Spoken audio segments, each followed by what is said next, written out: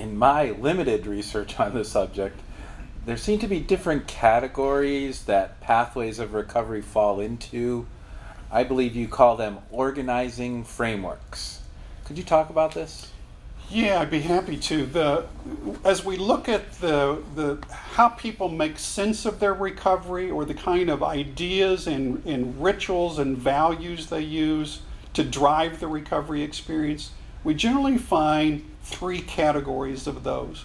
We have explicitly secular pathways of addiction recovery. We have explicitly religious pathways and non-religious spiritual pathways of recovery. And as you can see nationally in the United States at present, we have our recovery mutual aid organizations that fall clearly into those categories. In terms of the explicitly secular groups, we have groups like Women for Sobriety and secular organizations for sobriety and Smart Recovery and Life Ring Secular Recovery. In terms of our explicitly religious groups, we have historically groups like Alcoholics Victorious, Alcoholics for Christ.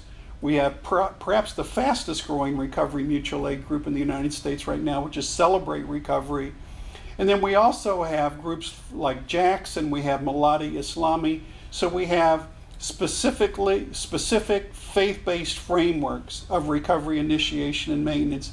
And then we have the traditional spiritual frameworks of the 12-step recovery groups and other such groups, such as the Red Road or the Red Road to Wellbriety. In those three dimensions, I should probably also note, the boundaries of those are somewhat diffuse, meaning that people may fit into one or more of those simultaneous categories. We have a situation where we have people attending Smart Recovery who also attend 12-step meetings, who attend NA meetings but also attend Celebrate Recovery. You have people that may start out in AA or NA and migrate towards Celebrate Recovery, or vice versa. So there's a high degree of fluidity across these boundaries.